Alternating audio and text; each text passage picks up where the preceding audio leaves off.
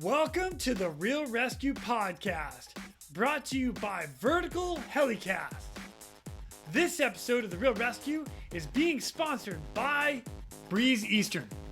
They dedicate themselves to our helicopter rescue world. Since the very first helicopter rescue in November of 1945, Breeze Eastern has designed and manufactured superior rescue hoist solutions. While much of the technology and the unique mission requirements have changed over the past 75 years, their commitment to the rescuers, the operators, and those being rescued has not. Contact them today by visiting them at breeze-eastern.com. Coming up next in this episode of the Real ResQ, we're joined by a U.S. Coast Guard pilot who did 28 years in the U.S. Coast Guard. She comes with some wonderful stories here, and since she's gotten out, she has brought in a book club to a whole new level. Literary Aviatrix is the website, and she is running it. Reviews of books of women in aviation from all over the world. It is awesome. So please welcome our next guest, Miss Liz Booker. My name is Jason Quinn. I am United States Coast Guard Rescue Swimmer number 500. These are my rescues and rescues from those of us that put our lives on the line every day so others may live. This is the Real ResQ podcast.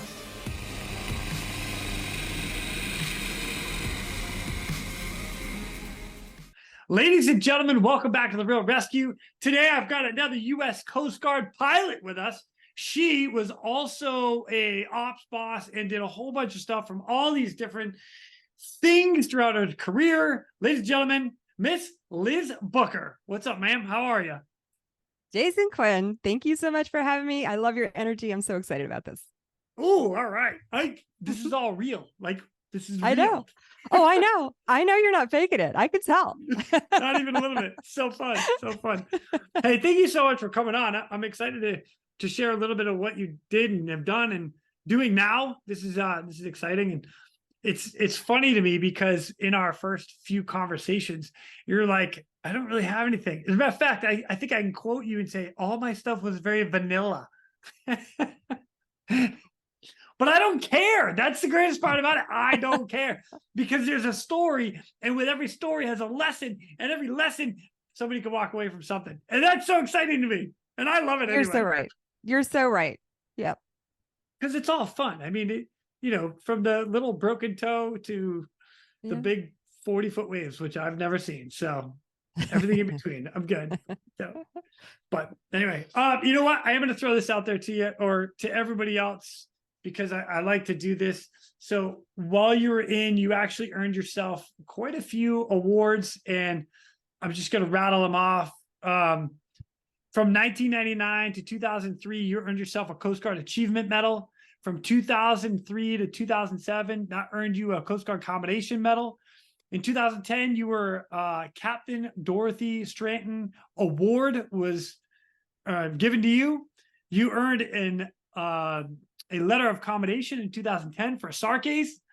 From 2010 to 2013, you earned a Coast Guard Combination Medal.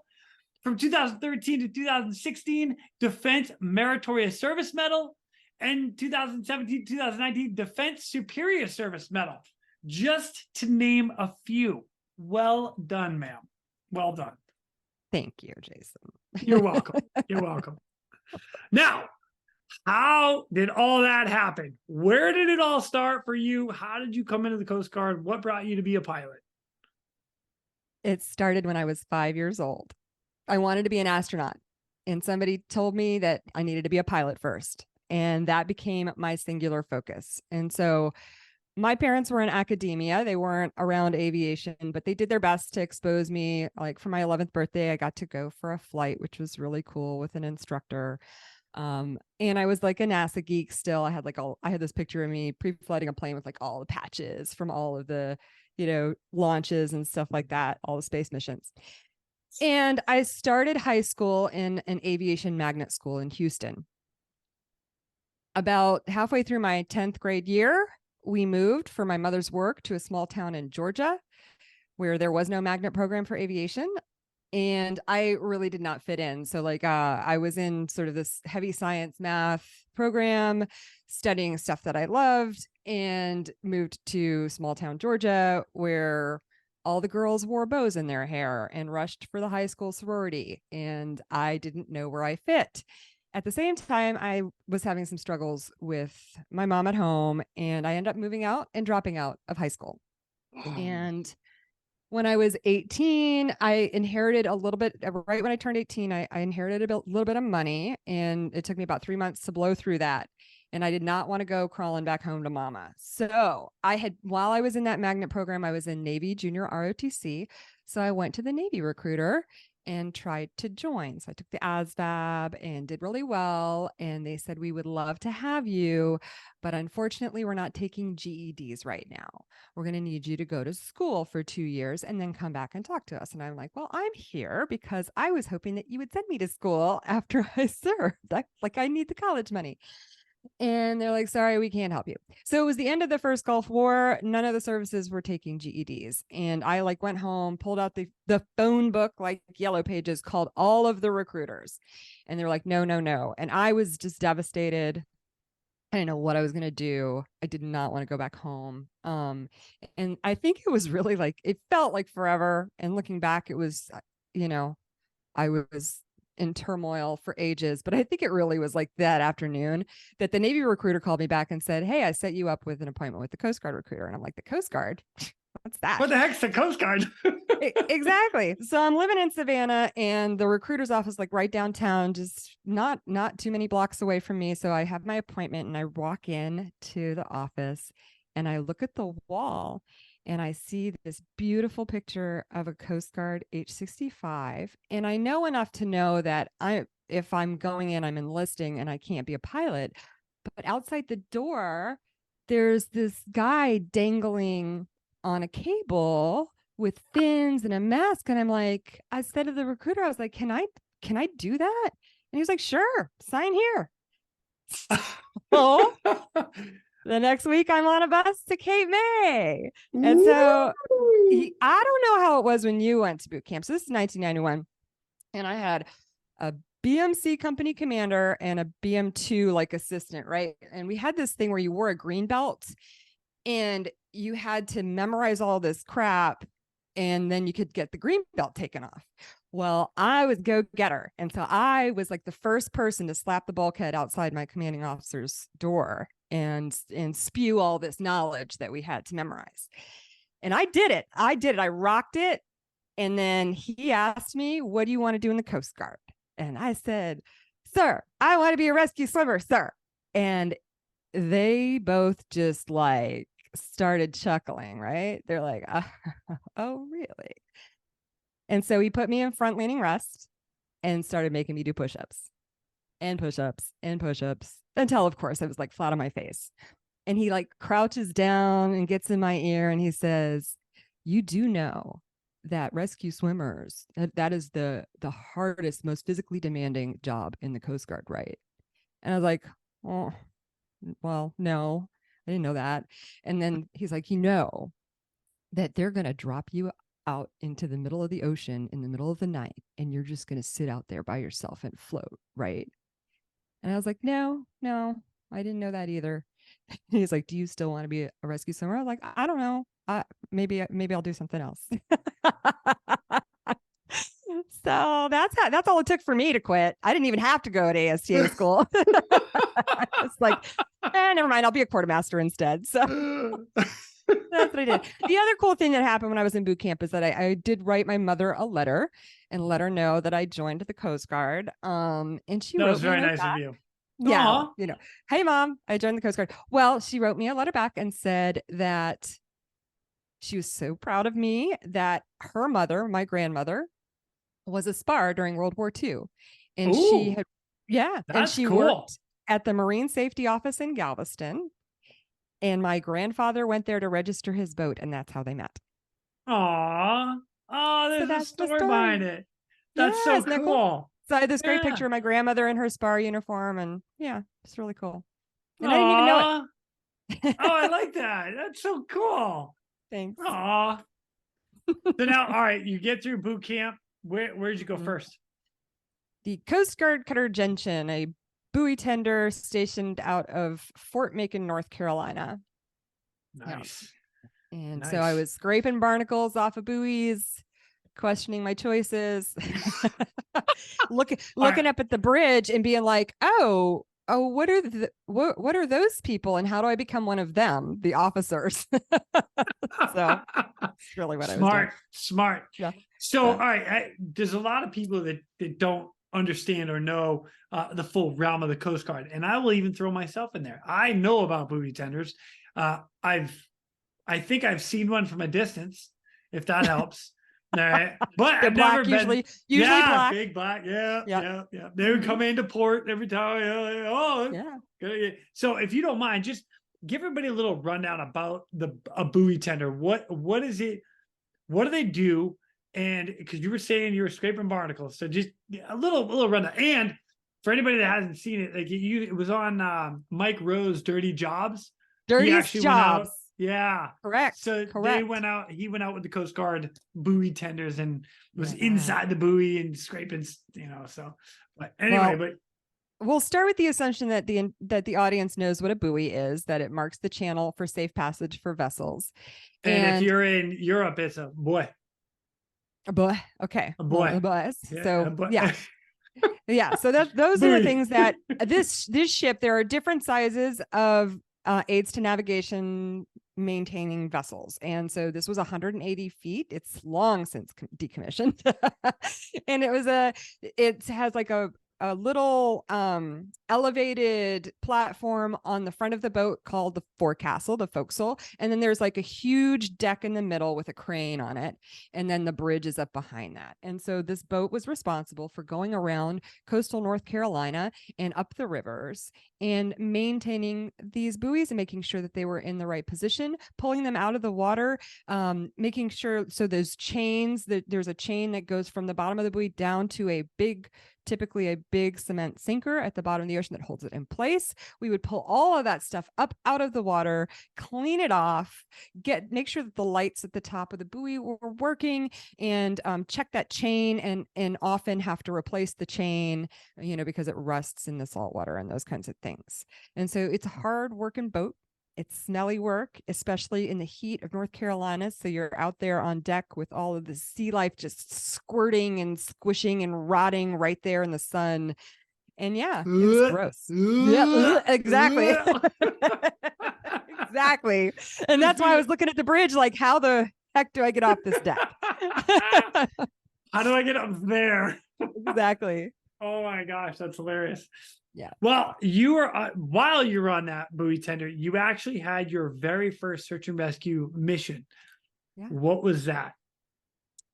So it was, we didn't understand this in the moment. There was a huge storm, and I can't even remember like right off the top of my head what hurricane it was called. I think I sent it to you in my notes, but there were all these Hurricane storms.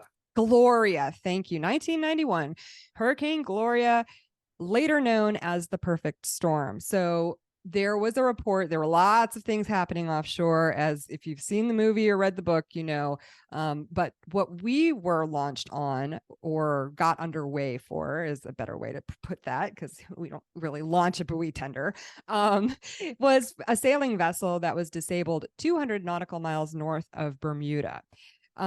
I didn't really understand what was happening. All I knew is we were going out to rescue some people. And so we got underway in the middle of the night. And my billet for both for special sea detail for getting underway was the lookout. So standing up on the flying bridge, the top of the ship, to be a lookout. And I just remember, we were leaving Fort Macon, the port of Fort Macon, North Carolina. And I was up there on the top of the bridge, and it's like, we're getting underway. It's dark out. And then we get out to the bar, or what, opening to the ocean. And it's just, I was like, oh my God, this is for real. There are big seas out here, and we're going out in them. And I was kind of like excited about it, right? It was like, this is the stuff that, you join the Coast Guard for, even though we're going like 10 knots or whatever. So I was really exhilarated. I was excited. We were going to go do something helpful and important.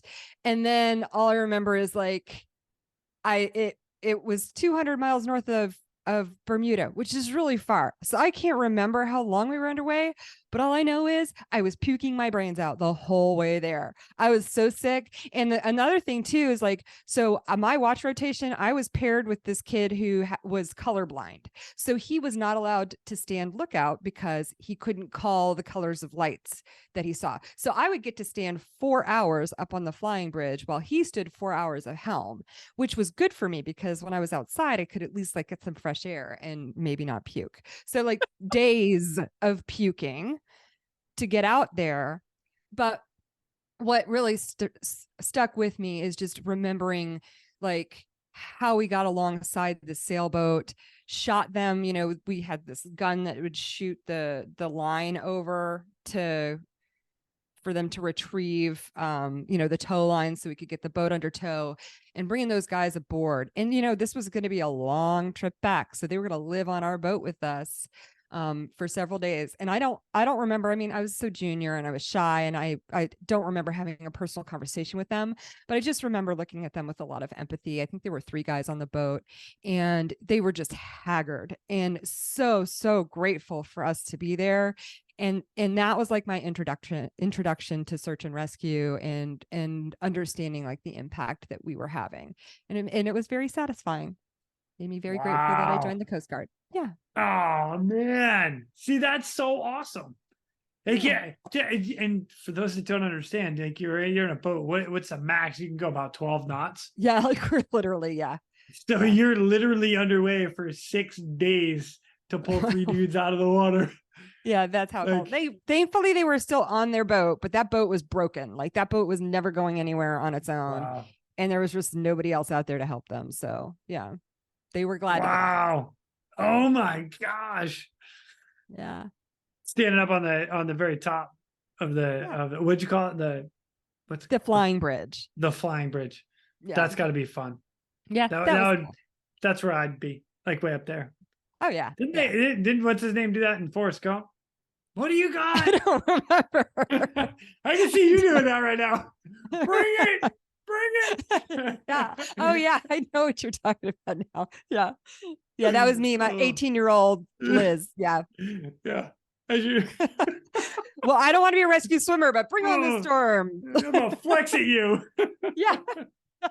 What now, Harky Gloria? What do you got? What you got? Bring it. Oh my gosh.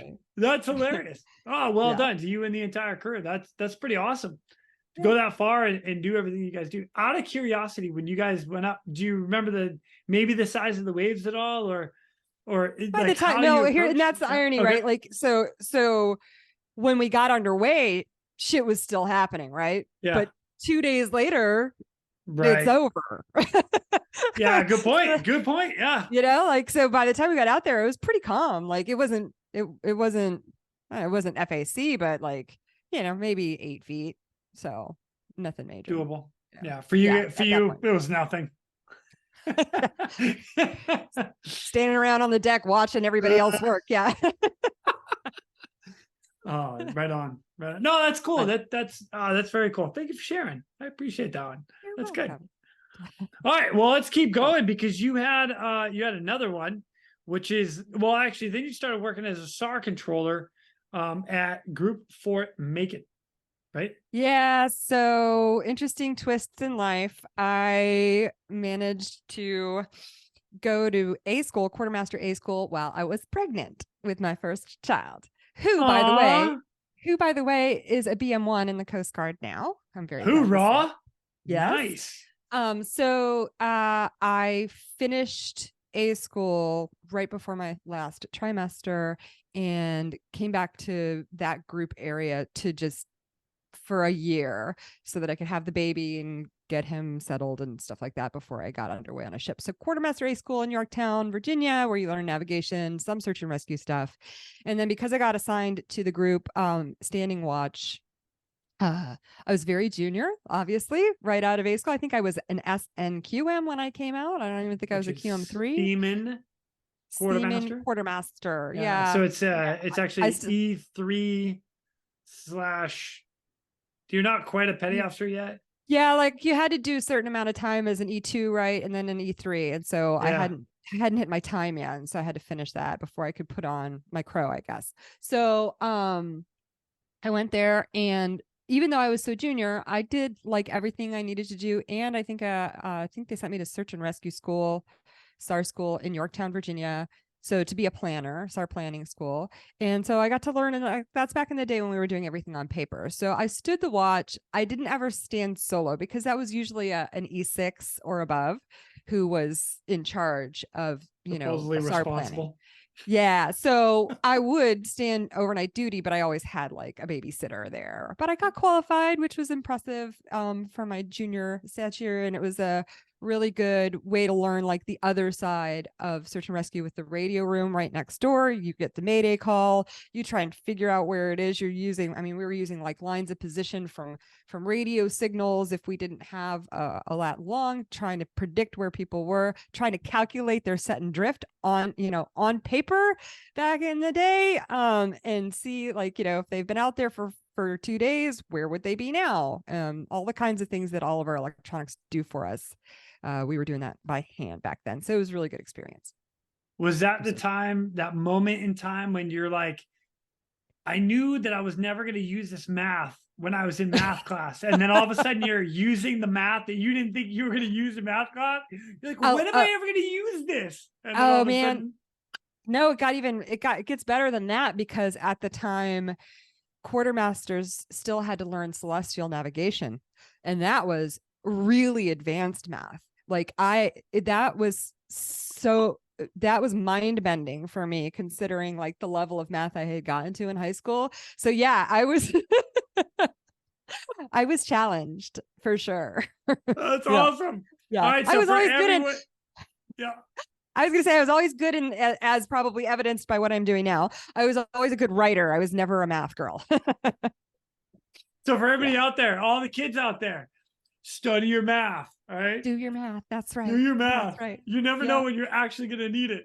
Yes, exactly. We do actually use it in the real world. It's true. It's true. Yep.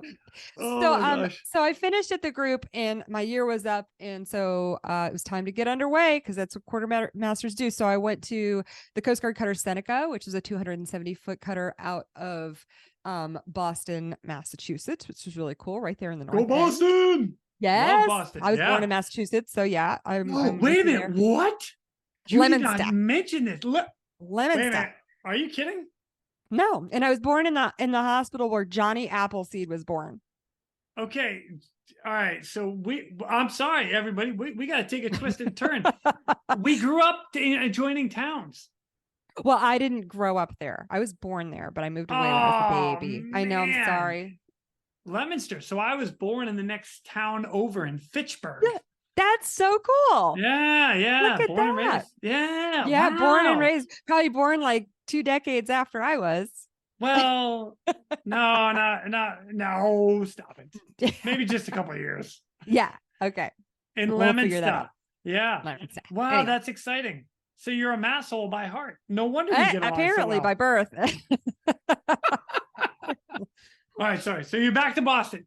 Coast Guard cutter Seneca. Yep. Coast Guard, the mighty Coast Guard cutter Seneca. Yeah. So I did a total of 11 patrols in about 2.5 years on Seneca. Only one of which was up north for George's Banks. The rest of them were down south, mostly working Haitian and Cuban migrant operations, but also some deeper south, like Southern Caribbean drug and fisheries type enforcement stuff. So I was a boarding team member on that boat, and obviously stood the watch to navigate the ship where we needed to go. And so all those Haitian and Cuban operations, half of them you could just treat them like a SAR case. Like the Haitian, so we were down there for Able Manor, which in 1994 there were just tons and tons of Cubans coming across on rafts. Like it was a huge, so each one of those, obviously, like your safety of life at sea, every single one of them. And there were times when we were just like surrounded by rafts, like as far as the eye could see, and just trying to prioritize who do we need to get to first, to make sure that they were safe. And then the Haitian vessels were often like just grossly overloaded and, at risk of capsizing or, all of the things that you would fear having like 300-400 people on the deck that does not have the space for that many people coming up alongside them to pick them up. So lots of those cases. And then we had one in particular that really stuck with me off the Berry Islands, which I kind of gave you some info about. Yeah. You did. I'm ready when you are. Yeah. So this was impactful, I think, because I think on this one, because I was on watch for most of the case, which was a long case. I mean, I don't remember how many hours we were working this thing. Our ship was the on-scene commander. There were a couple of other like 110-foot boats out there helping out. A helicopter came out at one point and hoisted one of the guys from the boat. So we came up along this boat that it was disabled. It had, I think, 430 people on board. Certainly didn't have the space for that many people on board. And I think that the Coast Guard had recently, or this was like a new procedure, just that we had a vessel capsize with a lot of people on it. And so because the cutter came up along one side of it and everybody on the boat rushed to the side where the cutter was, and the vessel capsized with hundreds of people on board. And I can't speak to what case that was. I don't remember. I just remember that we were very, very cautious about how we approached this large vessel in terms of like putting our small boats in the water, having the other boats come alongside, announce to everybody to just like be cool, like everybody stay still. We're gonna get you all life jackets first of all, nobody move, kind of thing. Wow. And then the process of pulling all of these people off this boat, and then discovering that not every, like, some stuff had gone down on this boat, like people had been killed, people were maimed, like ears hanging off. So we were dealing with that kind of stuff. Yeah. So all of this chaos, we're putting bodies in body bags and bringing them on the boat and putting them in the reefers. So just really like a whole lot going on there with a lot of people. And it was emotionally impactful because you could see like moms with their babies, coming on board and just being so grateful for being safe. Yeah. They were going to go back to Haiti probably, but at least they were safe and off of this boat that was really scary. So, wow. Yeah, it was a big, fun, interesting learning experience for me. And it was because I think I was on watch and got to kind of be up there with the commanding officer and see how he was an on-scene commander and how he tasked each unit, and like watching the small boats, and then afterwards coming off the bridge and talking to like my girlfriend who was the small boat coxswain who was driving the boat with the guy with the ear that was like flopping off of his head as she's trying to get up under the 65 to hoist him, like getting that perspective, that bird's eye view of this major operation, and then getting down into the weeds like with my friends who were like actually doing individual things, gave me like this really big picture of running a major search and rescue operation. So it was cool. Wow. Another great experience, but lots of stuff like that down there. Yeah. Dang. And because I did that stuff later, much later, when I finally did figure out what I wanted to study and get a degree in, I studied Haitian and Cuban. I did international relations and political science because I wanted to understand the history behind the policies that I was enforcing. So, yeah. Nice. Wow, that's great. Yeah. It was really interesting. Yeah. Is that what brought you to be an officer? No, I wanted to be. No, I didn't have a degree when I applied. Oh. I like I said, it was scraping barnacles off of buoys that made me want to be an officer. I mean, that was it. And I decided then and there that I wanted to do it. In fact, so I got an invitation when I had, even though I had a GED, I had a decent SAT scores. Oh, nice. randomly. Yeah. So I got this letter of invitation to the Coast Guard Academy to go through like their prep program. And I took my little letter to my XO. His name was Bruce Tony. And I said, should I do this? And he goes, Liz, that place is a prison. He says, you will get more respect if you stay enlisted and work your way up and go to officer candidate school. And I was like, okay, how do I do that? And so I actually started when I was on the buoy tender, like getting college credits. However, like you could CLEP stuff. And then when I was at the group, I got a couple of college credits at the community college because I had the luxury of, having that kind of time on land for a year.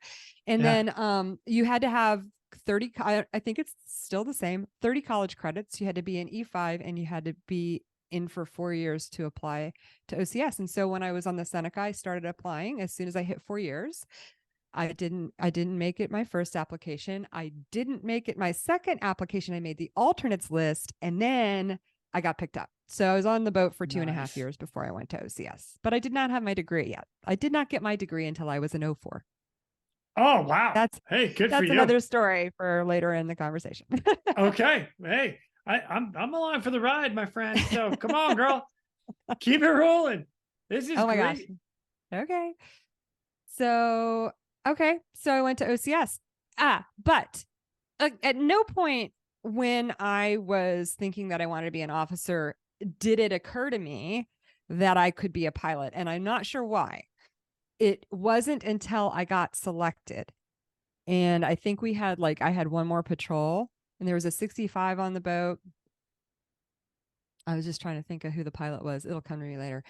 And I let slip that I had been interested in being a pilot, when I was younger. And he got me in the front seat of the 65 off the back of the ship and flew me, Steve Trular, and flew me along the coast of Haiti. And I was like, this is it. I am doing this. And so I went to OCS. I could have laid low. I basically could have slept my way through OCS. Quartermasters are in a complete advantage for Coast Guard officer training because we've learned all the things that you're teaching. I've been to boot camp, so I've done all that crap. And really the main thing is like leadership and how to navigate a boat. Like those are the things they teach. So I could have just kicked it and gotten through, but I was like, nope, I'm going to work my ass off because I want to go to flight school. And so I did. I worked really hard and I stuck my neck out and I took leadership roles and I finished second in my class. That's very proud. Well done, ma'am. Dang. Thank you. And I was welcome. One of 6 people, I think 5 or 6 people out of my class to apply for flight school. The top officer candidate, she did not apply. We were always neck and neck, very competitive with each other. She did not apply to flight school. And I was the top recommendation from my school chief, which was also wonderful. But I did not get in. So 4 other classmates who finished behind me in OCS were selected. And I was offered the opportunity to be assigned to Group Air Station Port Angeles, which was devastating for me because I had worked. Yeah. I was like, wow, I've never worked so hard for anything in my life. Obviously I've failed so many times along the way, dropped out of high school, I'm just a mess. And here I am trying to do something and thought I had it and I didn't. So I go to Port Angeles and I have a lovely tour, sitting in an office with the most wonderful man, Tom Nelson, who's no longer with us, as you know. But he was my boss and I was the assistant surface operations officer. And I kept my mouth shut about the whole wanting to be a pilot thing for the first couple of months that I was there. But then he got it out of me. And as soon as everybody there knew that I wanted to be a pilot, I was like everybody's baby sister and they supported me. And I got accepted or picked up for flight school very shortly after I got there, maybe 5 months after I got there. And then the commanding officer, Phil Volk, was like, well, we just want you to do a year here and then you can go. And I was like, okay, I can live with that. But Nice. the detailer who had been at OPM while I was in OCS ended up being assigned to the unit. And so I requested an appointment with him and I was like, hey man, what's up? Like, why didn't I, I finished what happened there. And he told me that because I was a single mother on paper, that I was high risk for finishing flight school. Well, as it turns out, of the 4 people they sent to flight school, 3 dropped out or washed out. So they didn't even ask me. Like, nobody called me like, hey, phone a friend, like pick up the phone and ask me what my situation is. There was an assumption based on my gender that affected my career pretty significantly. And that wasn't It's the last amazing time like what happened. is written on a piece of paper and how somebody makes an interpretation of that. Yeah. And meanwhile, I'm with you. meanwhile, I was with my husband, I'm with now, was with me. He moved out there with me. Like, we were going to be together. I had a support network, but just nobody bothered to ask. Yeah. Yeah. Yeah. People don't do their research. Port Angeles was amazing. Good. I qualified as a duck. Hey! Oh, all right. So for people that don't know this, a duck is a survivor. It's a rescue swimmer survivor. So we as rescue swimmers can qualify somebody as a duck. You go through the duck syllabus and then we'll take you out in the helicopter. We'll hoist you down into the water. You disconnect from the hook. Yes, you disconnect from the hook and you float there. And then we come get you. And then we'll either throw you in the basket or connect you to harness. And yeah, super good time. It's amazing. I love it. Most terrifying thing I've ever done. Totally confirmed my choice not to be a swimmer, because when that helo, like, okay, so they put me in I don't even get like proper gear. I'm in a Gumby suit. So I'm like, floating in this big neoprene thing so I could barely move. They put me down in the basket, and then it was great that I did this because it really gave me a deep appreciation for what it's like for a survivor in the water when the helo backs off to do their freaking checklist to get the swimmer out the door, and you're floating in that water all by yourself, like expecting to get bumped by whatever marine life. I mean, this is in the Straits of Juan de Fuca, so I'm like, orcas are going to come and eat me right now, and this helicopter better hurry up and get that swimmer down here to rescue me now. And I was even in distress, but that's what was going through my mind. So yeah, a deep appreciation. Love it. Absolutely love it. One of the things that happened when I was out there, so they sent me, I was assistant surface operations, and they sent me to critical incident stress management debriefing training. So I was going to be a person who could, in a situation where, things were yucky or impactful, emotionally impactful for a crew, I could be a person who could be a peer mentor, kind of like no, I mean, I'm not qualified as like a therapist or anything, but like I could, be there to talk with them, identify what they needed to do.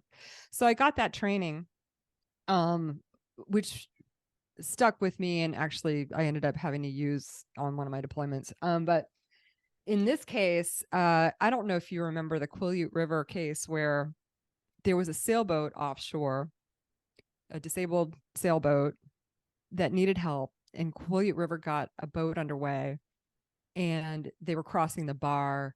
The boat rolled, and we lost a couple of crewmen from the boat. Oh, dang! Remember that I case? don't remember that. It was so. Station Quileute River is way out at the corner of Washington State, or out on the coast in Washington State. And so Port Angeles is out sort of on the peninsula, halfway out there.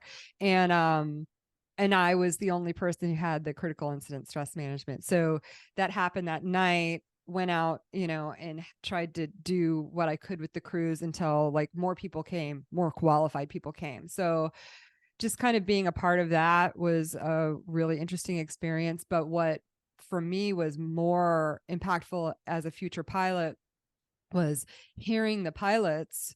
So it was like the two of the most senior pilots, the XO and the ops boss, who went out in the 65 to try to help this sailboat.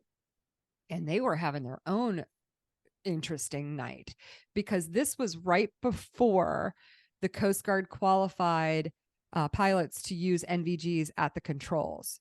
So they had night vision goggles. They were allowed to use them for the approach to a hover, but they were not yet allowed to hover at the controls looking through their goggles. So the way they worked was, I can't remember, it was Ray Miller and Paul Langlois who were the pilots for this case.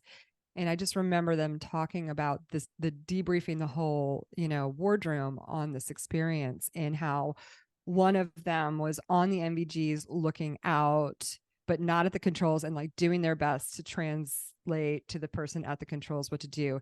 And like thinking about, as someone who got qualified when we were allowed to use NVGs, just thinking about being in that situation, it's so different. I mean, it is so different. And now the NVGs, I saw the new ones recently, and I was like, whoa, these are amazing. So yeah, they're unreal now. Yeah. That gave me a glimpse into the kinds of things that I would be thinking about when I finally went to flight school and qualified. So yeah, it was a good year. Yeah. It should have happened differently, Coast Guard, but it was a really good year. All good. All good. Yeah. Rumor has it everything happens for a reason. I'm not sure I follow the rumor, but that's the rumor. Yeah. Well, I make the most of everything that I am handed. So that's what I'm talking about. That's me too. Me too. Yeah, exactly. Exactly. All right. So you get to flight school and ta-da. Congratulations. You're a pilot. Whoop, whoop. Yeah. Yeah. After a year and a half of dealing with the Navy. Yeah. Yeah. Yeah. I got through it. It wasn't always fun. It got a lot more fun when I got over the helicopters, that's for sure. But yeah, I got through it. And then winged on a Friday, and on Monday I reported to ATC Mobile for my transition course to the H-65 and went off to my first unit, which was Air Station San Francisco. San Francisco. So you got to fly under the Golden Gate Bridge. Oh, I did. Yeah, we did that for training. In fact, yeah, so many stories in San Francisco, but the one thing that like related to the Golden Gate Bridge was that I got through like my syllabus, right? You upgrade to first pilot, and then you upgrade to aircraft commander, and so you go through the syllabus to get there. Everybody knows that. So I did my check ride for aircraft commander, had successfully finished it, whatever. And then my ops boss, and it's no fault of my own, it's like the instructor pilot who took me out of my check ride took me inside the bay. And so I was done. Like I was ready for my board. I had completed everything. And ops is like, no, I don't think so. That's not good enough. She needs to go offshore for a check ride. And I'm like, well, why didn't you guys figure that out before I finished my freaking check ride? So I get back in the plane with my air mama. I call her my air mama, Melissa Bulkley at the time. It's Melissa Hoffman now. She lives in Australia. But she was my air mama, and she took me out, an instructor pilot, and took me, and it was a fog layer, took me under the Golden Gate Bridge, out around and offshore, pitch black, and I redid my check ride. Are we happy now? Yes, we're happy now. So. Well done. You did your check ride twice. Yes. Boom. Yes. What? What? Exactly. All right. So wait a minute. I got to ask this question now. Do you remember your first case as a pilot? No. Ooh. No. Oh. No. It was honestly like the first, okay. You know what I remember?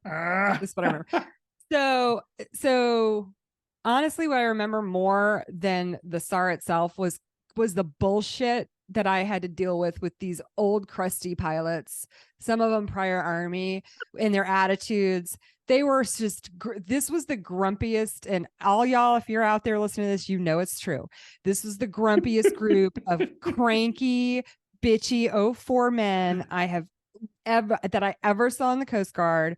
I was like, I worked so hard for this, like working with these guys. They were terrible. So what I remember is just like them being a pain in the ass every That's flight. terrible. Yeah, it's terrible. I was really disappointed. I'm so sorry to hear that. My peers were awesome. The hangar crew was mostly awesome. Like there were a couple of them who would like commiserate with these crusty jerks, but most of them are cool. But like, here's what I remember.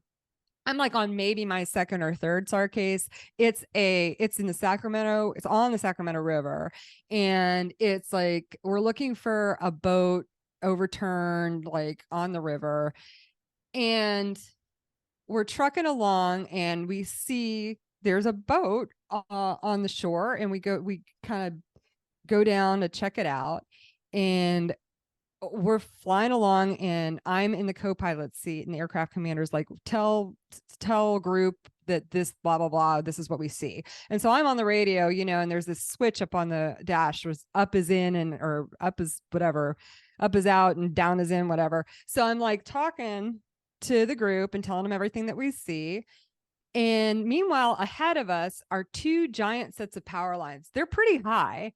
And below them is this windsurfing school with people, like 100 windsurfers underneath it.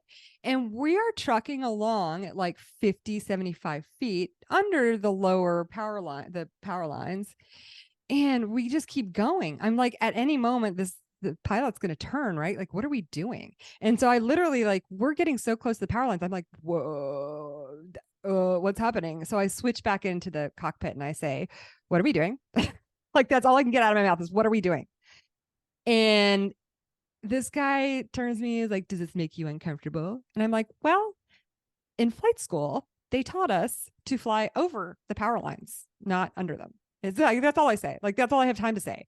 And he like cranks in the collective, banks over, just dramatic. He's prior Army, dramatic, like turnout, climbs to like 2,000 feet and flies all the way back to San Francisco at like 2,000 feet. And like, I get out of the plane, and meanwhile, he and the Mac are like eyeballing each other, whatever. I don't know what the swimmer was doing, probably asleep in the back, didn't care. Probably. At least you know our role. I know, you guys are back there either eating oranges, because I could always smell the oranges, or sleeping. So if you weren't chewing tobacco like you weren't supposed to be, because I could smell that too, FYI. That wasn't me. That wasn't definitely not me. All right. Definitely could smell that. That would hit you like a ton of bricks. No, so we get back and I get out of the plane. And I'm like, hey, I wasn't trying to be an asshole or anything. Like, it's just, you didn't tell me, you weren't communicating with me. And again, like in flight school, they taught us to fly over the towers, not under the power lines. He was like, well, I don't have to explain anything to you. And just like, oh, really? Because I took this class about CRM, and they told us research management. Explain shit to me. So confused. So my first year in San Fran was just dealing with all of these jerks. And so like, I don't even remember any glory from the SAR, because I just was dealing with it. Oh my gosh. Sorry to disappoint everyone. No, it's all right. I don't know. It's all good. But that's kind of a bummer, actually. And I only say that because like I love this job so much, and I love the stories. I love what we do. And to have that covered up by bad mentors, tough. That there is a point at which somebody needs a break, right? People need a break. And this was a group of people who either hadn't self-identified that they needed a break, or just hated life. Like they hated flying now.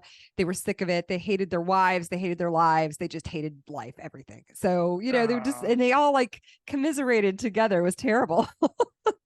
Man, it did change. That's such a bummer. It did change after that first year. We started to kind of clean out, and I am now best friends still. Like, I get together with my friends from San Francisco still, because it's all a very tight group. So nice. Got better, much better. Yeah. All right. So outside of San Francisco, then where do we go? We're going to divert real quick to thank our sponsors. Breeze Eastern. the world's only dedicated helicopter hoist and winch provider. Miami. So right where I live Miami. now. Yeah, I got 4 years in Nice. Miami.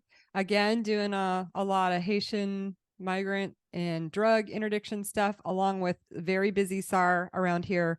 I mean, I like honestly, first of all, my last name is Booker. So it took me a year to catch on to this, but like we bagged crews here all the time. Like if there was a duty night, we were bagging crews, and whoever was on the desk would just go down the list. Let's call Booker. She's next on the list. And yeah, sure, I'll come in. Yes, I'll be there. Yes, sign me up. I like got recalled so much until I finally like, you know what? Maybe I'm not going to answer my phone every time it rings. Yeah. Let's let them go through that list once and then come back to me. And then I'll say, yeah. No, but so like it was jamming here. And then when I had duty, I was driving home in the middle of the night, like most of the time too. So yeah, it was busy. It was fun. I felt really proficient, second tour. I felt really strong on my ship landings while I was here. That was amazing. Nice. Yeah, that felt good. But just like every other pilot, at some point, and maybe our crew too, I had a moment. It wasn't on a SAR case. It was on just a regular patrol, like totally benign patrol, looking for drug runners between Bimini and Miami. And, we're just looking for targets of interest. It's nighttime. It's not even middle of the night. It's evening. So it's no big deal. Just a regular flight. And we look down and there's like a flashing white light in the water, which is weird, Yeah. and we're like, yeah. Like, what could that be? So we set up for an approach, and I'm in the right seat, and I'm gonna take the approach. I think it was a coupled approach. And so catch down to a 50-foot hover, totally routine. Co-pilot. So my co-pilot was Rob Tucker, and Rob and I had a joke with each other because I don't like to be called Beth. And so he always called me Beth. And so I called him Bobby. And that was like our little thing. We got along really well. And he was junior to me by like at least a year. So I don't know if he was a first pilot yet, but he was a baby pilot. First tour. Oh yeah. So he had to be more than a year. So first tour. And so I do this catch, and something I let my eyes leave the instruments, which you're not supposed to do, out of this corner of my, I think because we had our hover lights on, and we were just, he was going to see if he could see what was attached to this flashing light. And I see the water next to me, and I get the sensation that the water is moving forward away from me, which, if is correct, that means I'm backing down. And right. I had been told this story by one of my instructors in San Francisco about how he was in a plane with somebody who backed down inadvertently on him and almost put them in the drink. So I was always terrified of backing unintentionally. And so all of a sudden in my brain, everything went haywire, and I thought I was backing down. And I said, get on the instruments. And Bobby didn't really respond to me. So I just said, get on the instruments, like wanting him to back me up to make sure that but I couldn't get anything else out of my mouth. And then a couple seconds later, I said it more forcefully. I said, get on the instruments. And he instantly got his head in the cockpit, took the controls, said, I have the controls, got us into forward flight, got us up to altitude, and boom, nothing. And it took me, as we turned back toward Miami, it took me like 20 minutes of looking at that shoreline, that light, that single line of white lights in front of me, to recage my gyro. So that was my first ever, and honestly, like my most major ever, spatial disorientation. I might have had like a little bit in, under the hood in the T-34 when the shadows are weird in the cockpit. But this was pretty severe. And wow. And it was completely benign because Bobby did what he was supposed to do, and we had great CRM, Nice. And he just took controls, and flew us back. And who knows, we never figured out what that light was. And oh, well, Yeah. but, that took a minute for me to be like, okay. So I got on the flight schedule for a couple of night flights to practice my approaches to the water and kind of get my head back in the game.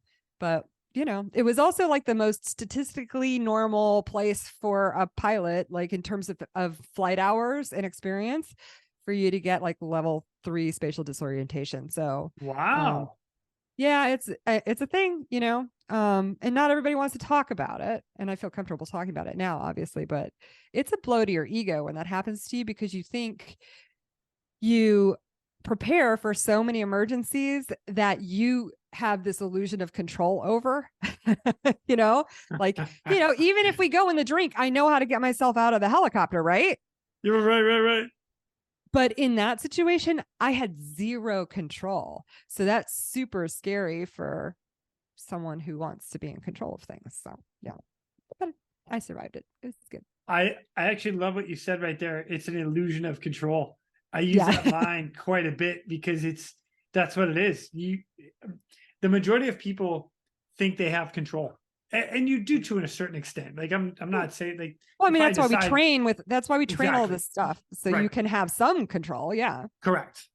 Yeah. But fact of the matter is, it's more of an illusion than anything else, because as soon as something goes sideways, you might not know how it's actually going to go sideways and how you're actually going to respond until that actually happens. So that control that you think you have, that you think you're going to be going through, and I've watched it. I've watched guys do it. I've watched people's egos get in the way. And it's very interesting when something actually happens, and then you're like, oh yeah. That's what it's like. The illusion of control. You think you have control. So I really like that term. Really, really like it. Yeah. Like I said, I mean, it's a great experience to talk about because it was a nothing burger, because, Rob instantly just took over and it was fine, which is what we're trained to do. Yeah, exactly. Which is exactly what you're supposed to do. Yeah. Amazing when teamwork actually works. I know. Sometimes it works, even when you're not an expert communicator. Like in that case, I wasn't. I was just like getting out of my mouth what I could, and he picked up on it and was like, oh, okay, she's serious now. Yeah. She wants to do something. So yeah. I like that. Yeah, I like that a lot. I'm gonna back up real quick because you said a catch. Now I know what that means, and we used to practice that all the time in the Coast Guard terms of catches and matches. And it's controlled instrument approach to the water and then a manual approach to the water, off the top of my head. Is that accurate? So, computer approach to a coupled hover and a manual approach to a coupled hover are the terms. Okay, going back into the recesses. Well done. Don't ask me anything else. All right. I wasn't sure of it either. So like between the two of us, we were going to come up with something great. Yeah. Well, so what it means is that what should have been happening is that I was just very lightly holding the controls and letting the aircraft do what it was supposed to do and just monitoring that. But I think what might have happened, and it's impossible to tell, I don't know if glancing out the door made me grip the cyclic and maybe actually give some input or not. But we never left a controlled 50-foot hover. It's not like, we got any lower than that. It's just that I don't know.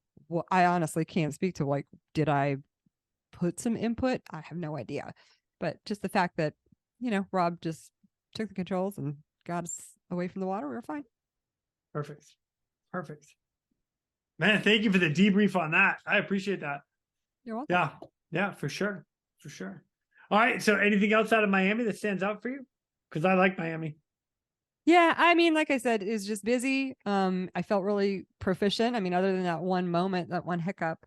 But Miami was where, so now I'm making 04, and I'm in for 15 years now. And I kind of have like this epiphany that, if something happens to me, like I poke an eyeball out, then I don't have a college degree. Like, what am I going to do after I retire? I'm going to be flipping burgers. So, and then of course, like the detailer and everybody's like, you maybe want to get a degree. So, okay, well, fine, I'll go get a degree. So I did, I jammed, and, did American Military University. And by this point, I'd had fits and starts of going to school. Like I did a little Embry-Riddle in San Francisco, but then 9/11 happened and I had duty like 6 times that month. So I couldn't finish the class. So it was like off and on.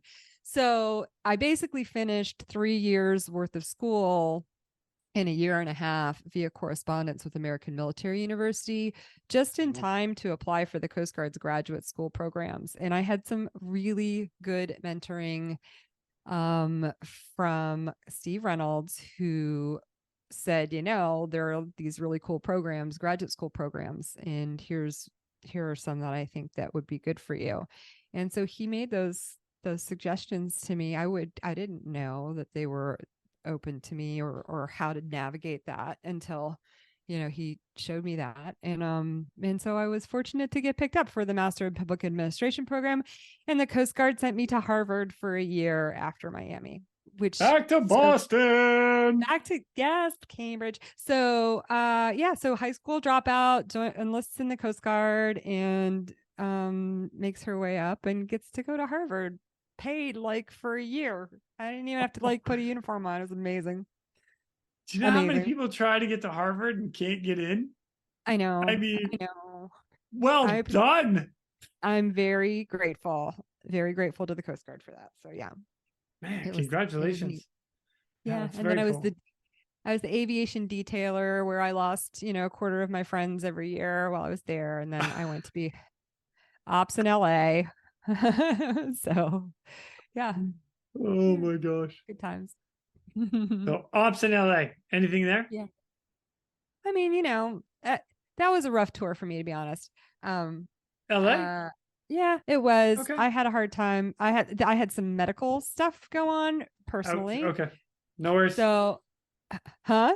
We don't have to talk about that if you don't want. Well, I mean, people have medical stuff happen. And so, and it can affect your flying career. And that's what happened for me. I mean, it affected it in some ways. So, I was having migraines so it was girl problems. I was having migraines associated with my menstrual cycle.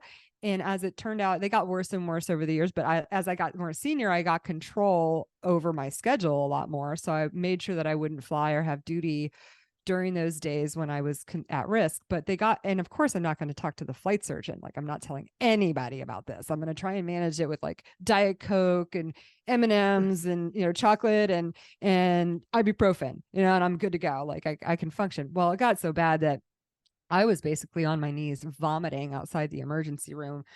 My husband, had to take me in. It was bad. And I never understood migraines before I experienced them. I was like, nothing can be that bad. Well, I would not wish them on my worst enemy.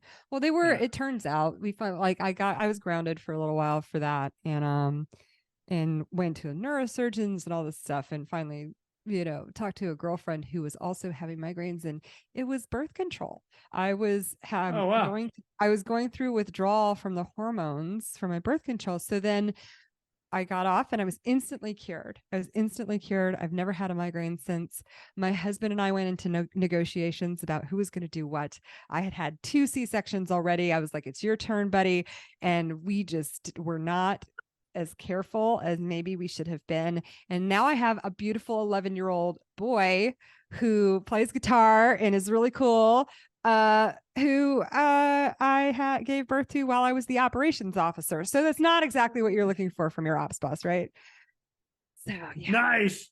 Yeah. So that between that and I think there were some leadership differences, like leadership style differences between me and my command. And so yeah, that ended up being my last aviation tour because of all that. Not because I wanted it to be. I really thought I had a lot to offer, continuing in leadership in aviation, but I obviously found ways to continue elsewhere. But while I was there, now my role has shifted from not just flying, but also taking the calls and making the decisions about when we launch. And Los Angeles was an interesting, so this air station no longer exists. Right. They're Now up it's at all, Point Magoo now, right?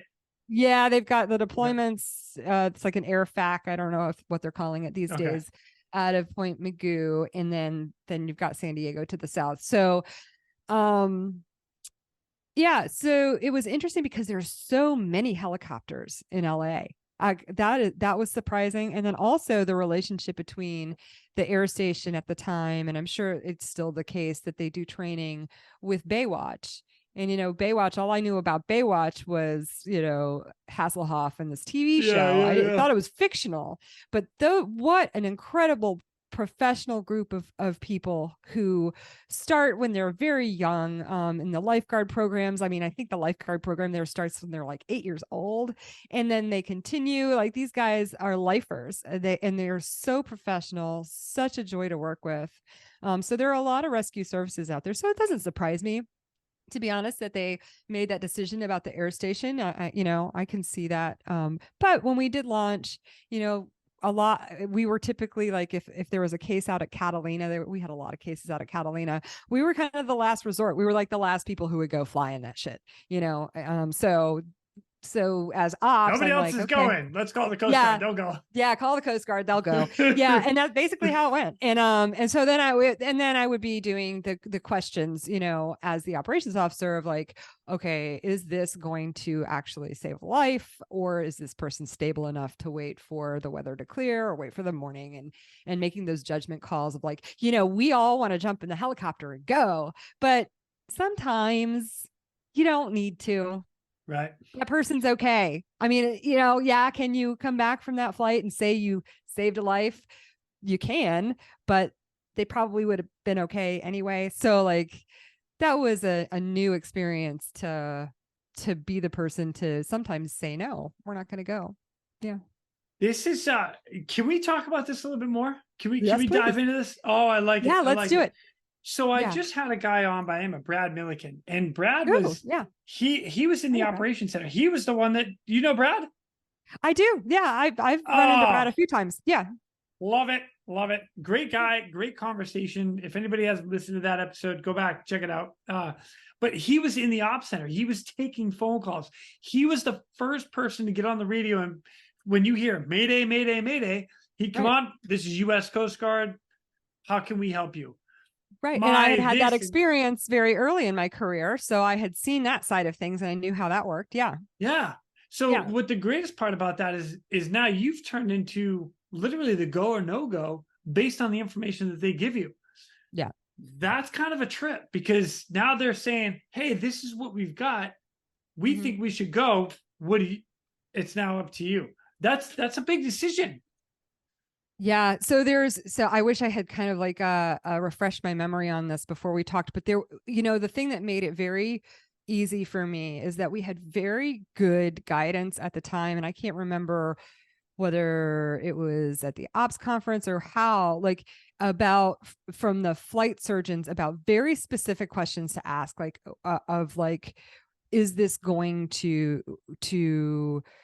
is this person going to die if we don't pick them up, basically? And like, there were a series of questions that we could drill down and get the flight surgeon on the phone and have a conversation about this patient, and get whatever doctor, if there were is a doctor like out on Catalina, get them all on a conference call. And let's talk this out. Like, is this person going to die if we don't launch right now?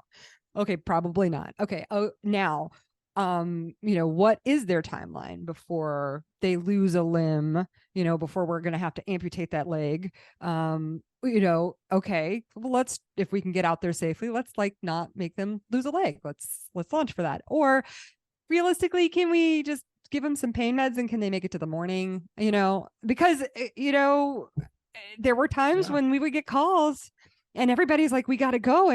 But the truth of the matter was, that person is in some discomfort maybe, but it can be managed on site until we can do this operation safely. We can wait until the morning and do it, with daylight, or when the fog clears or whatever. So yeah, I felt, it felt like a lot of responsibility, but I also felt really well equipped to make those judgment calls. I don't know. I never felt super intimidated by that because I just had so much experience, that's the Coast Yeah. Guard prepared me for that. So I felt like I knew what I was doing for to the best I could, Well, I have no doubt. I have Yeah. no doubt for everybody in that position. I mean, you make it to that Yeah. position for a reason.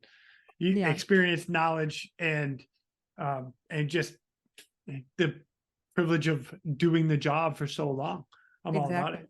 Yeah. But it's just one of those things that, again, in the chain of events, Mayday, Mayday, Mayday, guy on the radio. Yeah, this is the Coast Guard. Go ahead. Hey, ops, this is what we've got. We'd like to Yeah. launch them. Yeah, go. So there's Yeah. that chain, and there's a checkpoint at every chain to make sure that there's no emotions that are involved with Correct. launching somebody else and going crazy about it. So Correct. then, Yeah. one of the things that I like to talk about is I would rather be on call, ready to go. So even if there's something in the works, potentially, like, just give me a heads up. Like, don't get me Absolutely. wrong. Yeah. Like, the SAR Yeah. alarm goes off, go, go, So you go, can go. start thinking about it, and Bingo. your input was a critical piece of that too. Like, what are you going to be able to do for this survivor? Like, no, absolutely. Yeah. Everybody needs to be problem solving immediately with as much information as they have. And the whole crew is part of that for sure. Absolutely. Yeah. Yeah. And Yeah. I like that. I like that opportunity. And it doesn't always happen. Again, case by case. And sometimes you're like, yeah, we're not calling. Let them. It's just Let gonna them take. sleep. Yeah, we'll Like do it in the morning. and there were times where it's like, do we, set off the alarm and get everybody going, or can they sleep because we're not sure we're going to do this? So why disrupt their rest before we know that it's something that we want to do? So yeah, all of that stuff. Yeah. Crazy, because you're getting woken up. So you're like, you know Oh, what? I was up I'm in all a the bad time. mood. I'm waking them up just because I'm up. I was up all the time. Yeah. That That's was fun. hilarious. Nice. Yeah, that was the main thing. Yeah.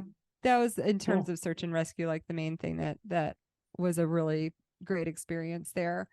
And then I took all of that accumulated experience from all of the years in the Coast Guard doing. I mean, we haven't even talked about like a lot of the law enforcement that I did enlisted, but like you take all of that. Well, you just take all of that and throw it into me going to Joint Interagency Task Force South, where I was the targeting chief for counter narcotics interdictions in the Eastern Pacific and the Caribbean, and with multinational resources at my disposal, and it was basically like, it was almost like getting briefed for a SAR case every day. I would go into it every single day. We had a morning targeting meeting. I would get the intelligence on all of the potential cases. And so like trying to make decisions about the credibility of each report, like how accurate do we think this is, what asset is the best asset to put on scene. So it's all very similar to doing search and rescue. What's the most capable boat, aircraft, whatever, to target this potential case. And in some cases, occasionally those law enforcement cases turned into SAR cases too. So just kind of a great way to culminate all of that experience. Kind of like what Ellie, like law enforcement that would turn into a rescue. What do you mean? Well, I mean, like just thinking about like some of these boats that people were on, like, I mean, these are pig farmers, they're low on the chain of sort of the hierarchy of drug movements. And they put these people on these boats that are like ill-equipped, they've been out there for days without food, trying to transit from the coast of Colombia to Ecuador, and that's a long way in a little boat, with no food. And so yeah, like some of those folks ended up needing that kind of assistance too. Wow. Yeah. Yeah. Go in as law enforcement, and then all of a sudden it's humanitarian rescue. For Get them sure. out. Yeah. Food, Yeah. water, shelter. Yeah. Yeah. Dang. Yeah. Yeah. Wow. Good times. Good times indeed. Mm-hmm. As we reminisce, I like this. I like this a lot. Yeah, I got to live in Key West too. That was cool. So Oh yeah, that's rough. Key West, Florida. Jeez. yeah, it was pretty good. Yeah. Yeah. So, yeah. I was never down there, so I can't speak to that. But Well, while I was there, so if we backed things up to earlier in my career, um, you know, I didn't really like it my whole like enlisted time. I didn't really like get a sense of like anything's different because I'm a girl. I mean, yeah, there were ship birthing issues or whatever, but nobody ever treated me differently. I was just one of the crew and whatever. And it really wasn't until flight school where I started to feel like maybe not everybody wanted me to be there. And it was because I was a female. And I was like, what's this about? That's weird. And then some of that crap, you know, some of those guys in San Francisco were just equal opportunity jerks, but some of them like would, it was very deliberately like about me being female. And so I experienced these things and you know, never when I was enlisted, I never wanted to like make a big deal about being female or like stand out anymore. I just wanted to be one of the crew. But as I got more senior and I had experienced a lot of really weird stuff and negative things, I discovered the value of having female mentors and being a mentor for them in networking us. So I kind of was really involved, especially when I went to be the detailer and in bringing our women together. So I know that you probably are aware, and you've had folks on here, I think, who've talked about the Women in Aviation International Conference, where a whole bunch of us converge. Well, I'm proud to say that I was a big part of establishing that annual tradition of sending huge groups. I mean, women were going before I was a detailer, and Frances Masali was a detailer, but we had no formal Coast Guard, like all of the things that they do now, where there are all these mentoring sessions and panels and all those things were things that we established when we were in the office. So I'm really proud to see that they're continuing those. And as part of that, I started writing articles about the Coast Guard for Aviation for Women magazine to highlight us as an employer of choice. And while I was in Key West, I wrote an article about the 3 female swimmers who were still on active duty at the time. Nice. Yeah. Sarah And so Faulkner's, Karen no, Voorhees. Sarah was out. Sarah was Okay. out at the time. So it was Karen Voorhees, Jody Williams, and And Jamie Jamie Vanacourt. Valancourt. Yeah. Yeah. So yeah. And it's so funny. Like so I really appreciate those. I really appreciate those ladies for their trust. I mean, I was an 05 cold calling. I knew Jody a little bit, and I think I knew Karen a little bit. Like we had at least met. But when I called Jamie, she was like, I'm not talking to you. Like, Yeah. basically like, Yeah, I can and it's so totally funny. see Like, that out of her too. oh yeah, yeah, you could. So yeah, you know her. So she, yeah, the thing that you said at the beginning of this, when I started asking her questions, I was like, so, you know, tell me. She's like, I don't really have anything to tell you. I don't have a story. And I was like, well, just humor me. Like, how did you end up in the coast? You know, and I started asking her questions. And of course, she has the most outrageously inspiring story. Totally. She's amazing. But all those ladies are gone. And so I wanted to say, like, one of my proudest moments as a human being was after I retired. So Jamie and I talked for a minute about collaborating on something, and I was gonna do another article because she and Jody were retiring. I think Karen, I don't know if Karen was even still in or whatever, but like you were going to have no female ASTs anymore. And I was like, well, maybe I can write another article for Aviation for Women magazine as kind of like a recruiting piece. And so in 2021, I was retired. I went all through the like proper channels and asked Coast Guard Public Affairs for permission, et cetera, and went to North Carolina and visited with Jamie and her family. And then I got to go to the school and I worked out with the ASTs. Nice. And I was able to hang. I mean, I wasn't like picking up as much weight as they were, but I was able to do the full workout. Well done. Them. Thankfully, there were no pull-ups. Anyway, that's Oh my God. a big moment of pride. But that That's article awesome. fell apart because the program was a bit of a mess at the moment. Like the pool was shut down Right. and they were still talking about moving. And so it kind of fizzled. But anyway, I worked out with the swimmers that one time. Well done. Well done. And you hung The with them. instructors That's yeah. at the school. That's awesome. Very proud. Yeah. Yeah, I'd wear a feather in my cap for that one too. Heck, I do all the time just because I was I was able gonna to say, hang. I was gonna say you probably worked out there a few times. Just a handful, just enough to get a set of crows and then call me a swimmer. Oh my gosh. Ready. All right, so you conveniently enough also went to Barbados and you had to deal with a whole bunch of Eastern Caribbean, some let's see, it was Hurricane Maria in 2017, like dealing with a bunch of that. What was that all about? Yeah, so conveniently enough. No, I on my list of things that I aspired to do in the Coast Guard for a really long time was to do one of these overseas tours that we have. We have these defense attaché, Coast Guard liaison officer jobs in foreign countries. And, I had done my international relations degree. And then that public administration degree I got at Harvard was very focused on national security and international relations. And so I saw this opportunity to ask for one of those jobs, and I got assigned as the senior defense official to Barbados and the Eastern Caribbean. So I basically had 7 island nations where I was the senior military U.S. representative to all of their chiefs of defense and chiefs of police.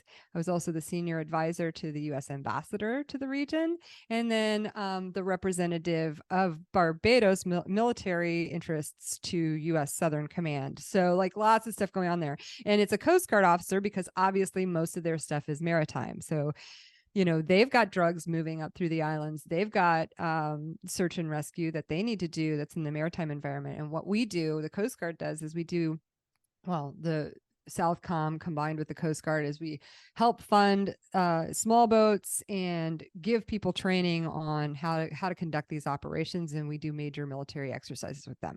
So that was what my job was. And the fall that I got there, it was an insane hurricane season. I mean, we all saw it on the news for like Puerto Rico and the impacts that it had up there. But where it had the most impact in my region was in Dominica, which is this gorgeous mountainous terrain island. It looks like a jungle, or it looked like a jungle prior to Hurricane Maria coming through. And then afterwards, it was so lush and green. And then afterwards, it was just the place was completely flattened. And so a lot of like again, culminating all of this experience, pulling in multinational resources to help evacuate American citizens from that island, to get aid into it, aircraft operations. It was just really interesting experience for me.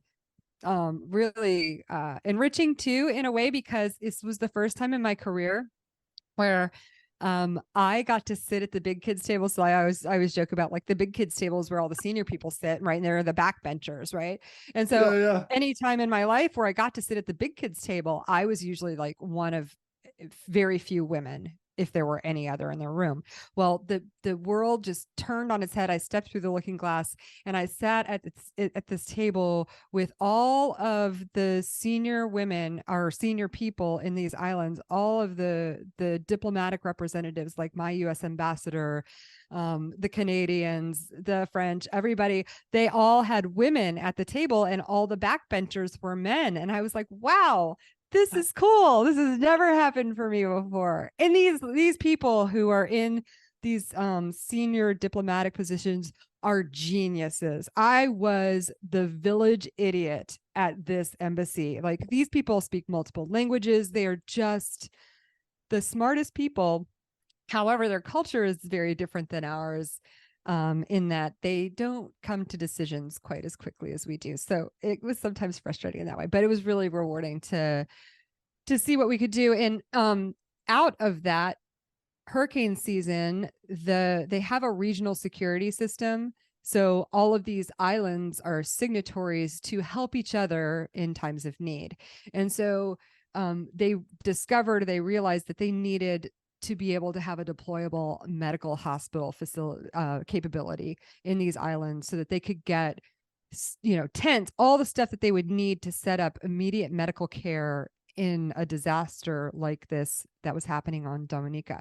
And so I felt very proud to be able to start getting them funding to begin to build this capability before I left. Nice. But it's a 2-year tour, so things take time, and so hopefully that's all continuing to grow for that. Man, that's incredible.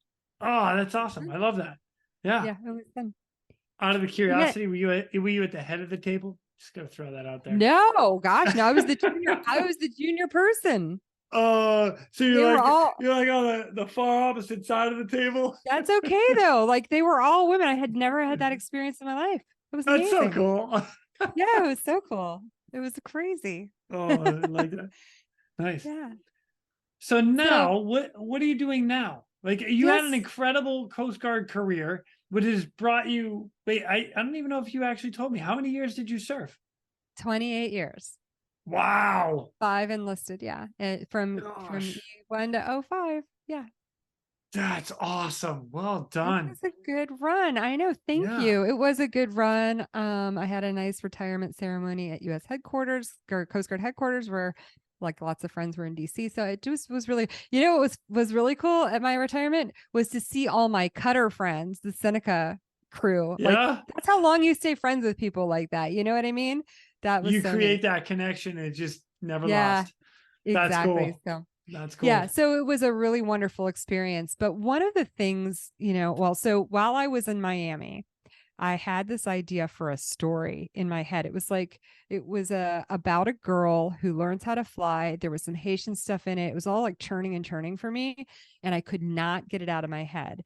And so when I was the detailer, I did this thing called National Novel Writing Month, NaNoWriMo, which is the month of November. This month, thousands of people all over the world right now are working on writing a manuscript. Their goal is to hit 50,000 words by the end of November. And so I did this in 2009, and I wrote this story that was bothering me. And then I read it, and it was garbage. It was absolute garbage. I was like, I know how to read, but I do not know how to write. I mean, I can write an award and I can write an OER, but I do not know how to do this creative writing thing. And so over the next several years, I did like workshops and stuff like that. And I ended up using the rest of my GI Bill while I was in Key West to get a Master of Fine Arts in Writing for Children and Young Adults. And so my plan when I retired was to start writing full time and get all these books out there that are in my head.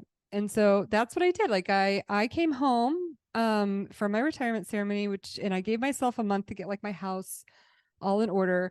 But like I had a plan of the day. Like I was at the gym at 05:30 every morning, get the kids out the door. Yeah. Get the kids out the door and clean the house. And then I was sit down and write. And I did NaNoWriMo in November of 2019 with a new manuscript, and it was trucking along. And then COVID just like destroyed everything. The house was full of people, nobody follows my orders around here. Like I put a plan of the day up, nobody followed it. I lost my mind. And so you got a plan of the day up. Oh my God, I love it. 0800, like, yeah, absolutely. And nobody listened. Nobody.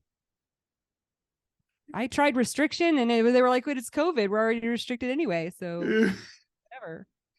Anyway, yeah, I really kind of lost the bubble, and I was part of my plan also when I retired was to get back into aviation, like in the civilian world, so that I could kind of keep nurturing my motivation around it. I mean, my whole goal is I want to inspire other young women to join us in aviation, and that's the whole point. But like I was a little beat down from my experiences in the Coast Guard. I needed to my relationship with aviation needed therapy. And my goal was to go get it in the civilian world and go fly, but I couldn't do that either because of COVID. So I decided at the end of 2021, gosh, things fly, time flies. At the end of 2021, I was like, I'd had this fantasy, of reviewing all of the books that were ever written that featured women in aviation. And I decided at the end of 2021, I would like to do that. And during COVID, I had some book clubs. I had a Harvard Friends book club, and I'd had my writing program friends book club. And I was like, wouldn't it be fun if I started a little book club and I had some other women in aviation to talk about these books with? And then, I could kind of have a sense of community, and we could talk about the books. And so I started this thing, and I just went on Facebook, and I went into a bunch of the aviation groups, the women's groups. And I was like, hey, does anyone want to do a book club? And like in 5 minutes, I had like 40 responses. And I was like, whoa, that's a lot of people. I just wanted like 8 or 10, right? I just wanted a couple people to talk to. So I'm like, oh, that's a lot to keep track of. How do you make this group thing? And so I made a group, and I posted it, and I had 600 members in the first week, and I had 1,200 members by the end of the first month. And I was like, for me, it was like the clouds parted and the light came down and shone on me and was like, you must do something with this. People want this. And so I did something with it. And I created this community around books that feature women in aviation, with a website, an author interview series, kind of like you. I kind of started maybe like around the same time at the beginning of 2022 with a podcast where I interview these authors, and it's just turned into a big thing. And I'm back involved with Women in Aviation International at their annual conferences with this new community. So it's really fun to go to those conferences and see all our coasties continuing the legacy of the things that we set up. And if people could see behind me, I put a bunch of books of our friends out here. I saw that. I did see that. Yeah, so I know that you've interviewed Darcy Guyant, who wrote Into the Storm. Wonderful little picture book, but he also has his memoir, To Seek and to Save, and I have that out here. I've got Ashley Leppert. Ashley's book was paired with another book for last month, October's discussion list. So I interviewed Ashley along with a Chinook helicopter crew, Liz McConaughey from the Royal Air Force, who served in Iraq and Afghanistan. Hers is also, both of them are fabulous books. A lot of stuff on PTSD in Liz's too. So I love Ashley's book. And then we have Martha LaGuardia Kotite's book, So Others May Live, about the history of the rescue swimmer program. So that's just a few. Yeah. Nice. Wow. Holy cow. That's great. So how does everybody find you? The Literary Aviatrix everywhere. I'm really proud of the new website. I'm still populating it with some content like in the blogs and stuff, transferring from when I first started this.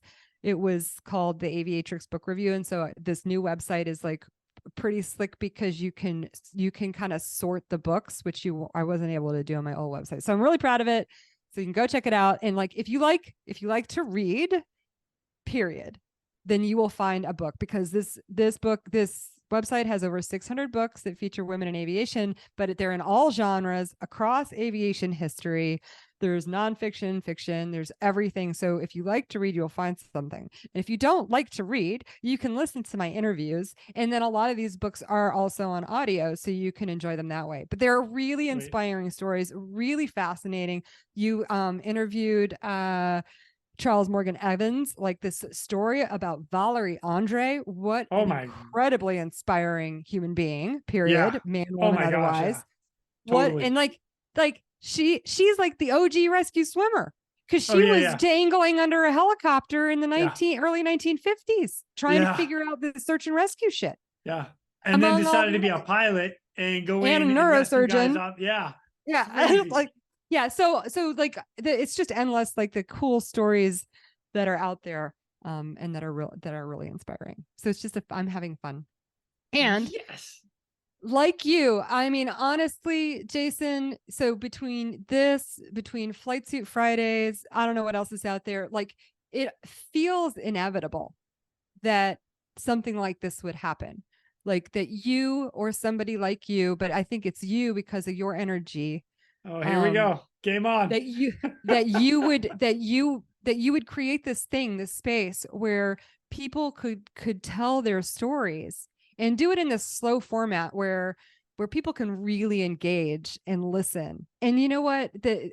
I'm obviously am very focused, at least with the things that I'm doing now, on the printed word on books, because I think that they have a lot of staying power. I had books that sat on my shelf for 20 years, and then I picked it up and I read it now, and it's still there. That story's still there. Well, oral histories, the way that you're capturing these oral histories is so important too.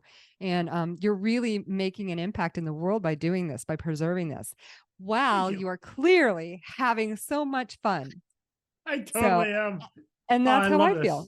Yeah. That's how I feel. So good for you. Yeah. I absolutely love doing this. I agree with you. If there's a way we can remember stuff that happens, and one of the things that I love about even this podcast is I'm bringing stories of guys that you would never hear about. Guys, girls. Exactly. Half the stories that even on the other side of the world, from South Africa, New Zealand, Australia, Ireland. Oh my gosh, what they're doing is incredible, and we never hear about it. And look at how you make our world smaller by doing that, by like showing that we're not the only ones doing these things. We have these brothers and sisters around the world that are professionals as well, and maybe we can learn something from them by hearing their stories. It's wonderful. That's how I feel about what I'm doing too. So that's amazing. Yeah, I love it. I absolutely love it. Yeah. So keep it going. You keep it going. I'll keep it going. We'll work together. This will be amazing. It is. It already is. It's already amazing. And the other thing too that it complements is another thing that I'm involved in, sort of like on the side, just casually, is the Coast Guard Aviation Association has social media. So on the Instagram page, that's where I'm most active. The Coast Guard Aviation Association is open to anybody who's served in aviation, flight mechanics, rescue swimmers and pilots, but also to auxiliarists. And I think there is like another level of like friends of whatever. So anyway, you can go to the website and find out information about how to become a member. But I go on there and like shout out to all of the public affairs officers across the Coast Guard for all of the hard work that you're doing. I'm so impressed with the air stations. And I want to shout out to Joey Feldman, who is an auxiliarist who volunteers a shit ton of time to Coast Guard Air Station Miami and does a fabulous job. And he kind of gins up like these little competitions with the other air stations to post about all your SAR cases. And all I do is just share those on the Coast Guard Aviation Association story, because our friends on the staff, and in particular Sean Cross, spends a lot of time making sure that our history is preserved with notable SAR cases, that you could just go there and just see all the archives for all this crazy stuff that the Coast Guard has done over many, many years. And some of the stories are incredible. Yeah. Mind blowing. So yeah, that's awesome. Another way that we're preserving our stories. So trying. Yeah. Get them heard, get them out there so they're not lost. I don't want them lost. Yeah. No, that's good. Write books, people. Or get on a podcast, people. Just gonna throw that out there too. Yeah. All right, Liz, I got one more question for you before I let you go. Okay. You've had an incredible career. You've done a lot, ups, downs, lefts and rights. Yeah. Advice that you would pass on to all the ladies that want to come up, that want to be a pilot, that want to do and follow in your footsteps. What would you tell them? Well, I mean, I think my advice isn't just for the ladies, it's for everyone. I would say take the work seriously, do your best with integrity, but don't take yourself seriously. Just relax. No, I like that. I think I was just, I don't know. I was super uptight. I am not as uptight as I was on active duty now. I think I felt like I needed to be on in a way that maybe I could have loosened up a little bit and might have made me a better leader. I mean, I feel like I was pretty good.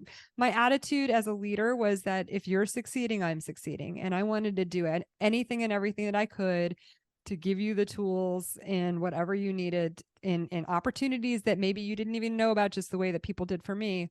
That was my attitude as a leader. So I think I did some good things, but I think it could have been even better if I hadn't taken myself so seriously. So that's my advice for all of you.